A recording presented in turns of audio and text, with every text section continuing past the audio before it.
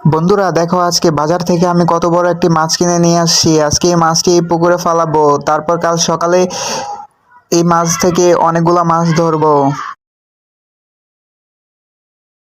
কি অবস্থা বন্ধুরা, আজকে সকালে আবার চলে আসলাম তোমাদেরকে মাছ ধরা দেখানোর জন্য। আজকে নতুন দুইটি মেশিন নিয়ে এসেছি, এটা দিয়ে পানি সেচে সব পানি বের করে ফেল। এই যে দেখো বন্ধুরা, এই জায়গায় মেশিন ফিট করে দিচ্ছি। মেশিন ফিট করে এই জায়গায় সব পানিগুলো বের করে দিব, তারপর আমরা সবাই মাছ ধরবো। এবার চলো সবাই মিলে মেশিন স্টার্ট দিয়ে দেই, তারপর পানিগুলো সেচে নেই সব কয়টা।